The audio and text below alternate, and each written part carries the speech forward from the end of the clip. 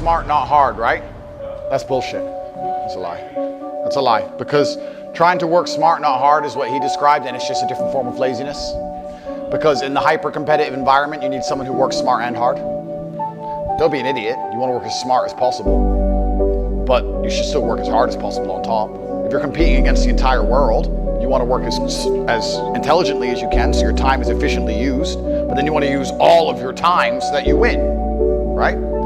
If you used to make $1,000 in a day, and then someone shows you how to make $1,000 in an hour, that doesn't mean that you take all day off. That means that you now make $12,000 a day because you take the intelligent work and you just amplify it out towards across working hard.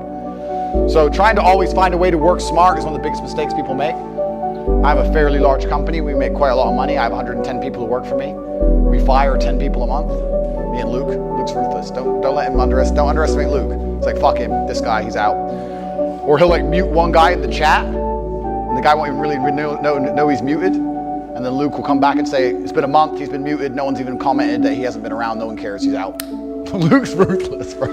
We're firing people, but we're trying to become more and more efficient, not so we can do less work, but so our time is worthwhile. So there's no such thing as working smart and not working hard. You have to do both, all of the time, if you want to win. Just keep that in mind, because you just described trying to work smart, and it's another form of laziness, another form of complacency. Misunderstand what trying means, because it's actually extremely lazy for you as a person to give up and work a 9-to-5 for the rest of your life, as opposed to trying to find a way to escape the 9-to-5. It's actually lazier.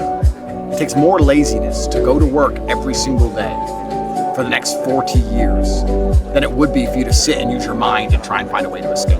You say, I'm not lazy, I work every day. But you are lazy because you can't be bothered to think outside of your box.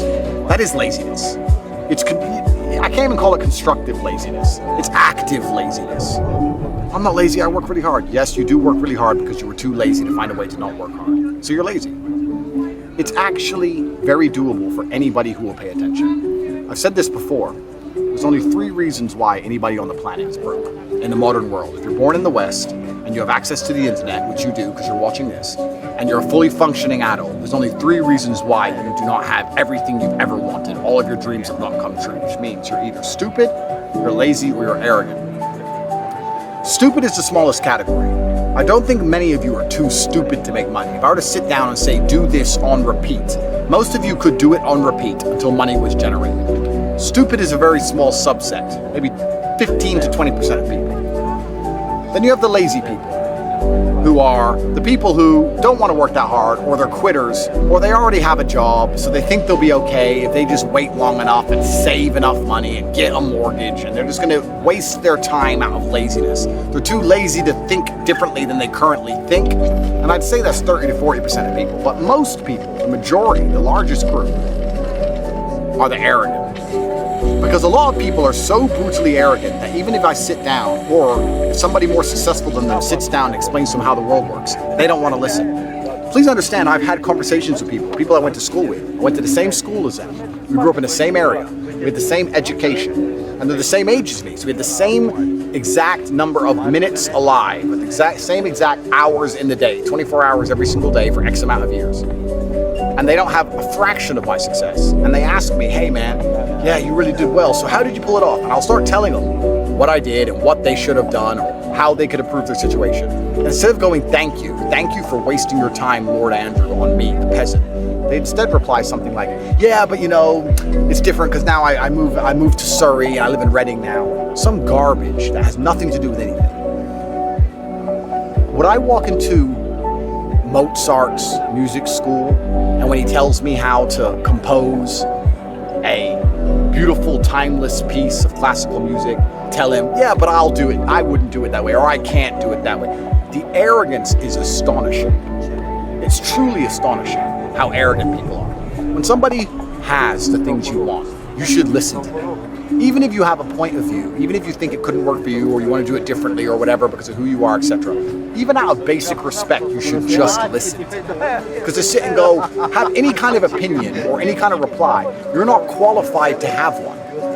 You're not qualified because you don't have the things they have. You're talking on a subject you don't understand. The arrogance of people is brutally amazing. So, as somebody who is better than you, in all realms, but also more successful than you, and especially the key metrics. And the current key metrics of life are attention and status, network, and money. I have more of them than any of you at home have, probably all of you combined. I'm going to give you a very simple plan. I'm going to tell you exactly what to do. And if you don't listen to me, you deserve eternal slavery because you're an arrogant idiot. Let me tell you a secret about the universe. Everybody always says, if you tried your best, that's all that matters. The best is all you can do. If you tried your best, it doesn't matter what happens. It doesn't matter if you lose if you tried your best. Most people have heard that before. But there is a secret to the universe that most don't know. If you actually try your best, you can't lose. Not pretend to try your best.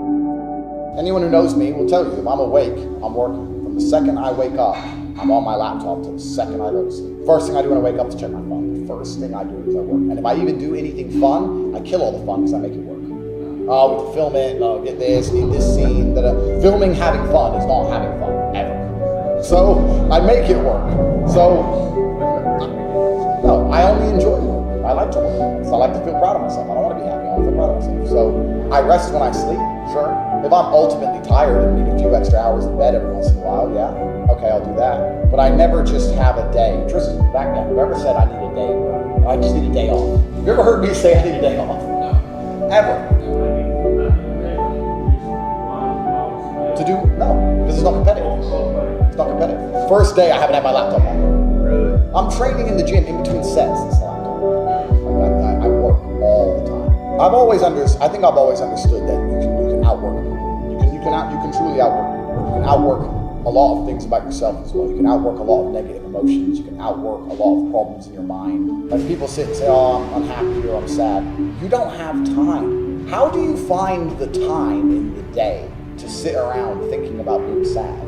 You have shit to do. Like I don't have time to sit around and contemplate how I feel because I'm busy.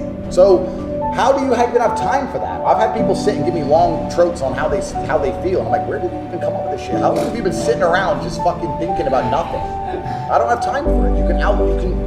A plane defies gravity with speed.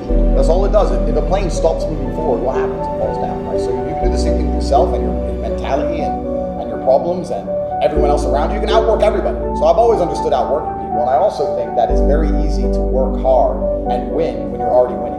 It's hard to get there. It starts off harder. It's harder to find a way to make money and work all the time and deal with all the bullshit and be at the bottom of whatever industry you're in and not have any reputation, whatever. But if I were to say to all of you right now, for every minute you body spar, you get $1,000. I guarantee we'd still be out there right now sparring.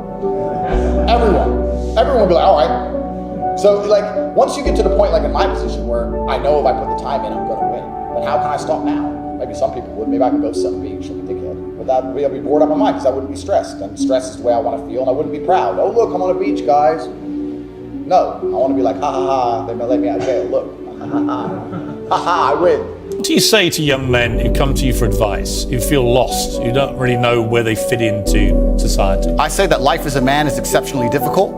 I say the most beautiful and the most terrifying thing about being a man is you're born without value. Society doesn't care about you. You're only going to be cared about based on how useful you are. You have the chance to build yourself up and become a superhero if you're prepared to do the hard work and be indefatigable enough to never quit.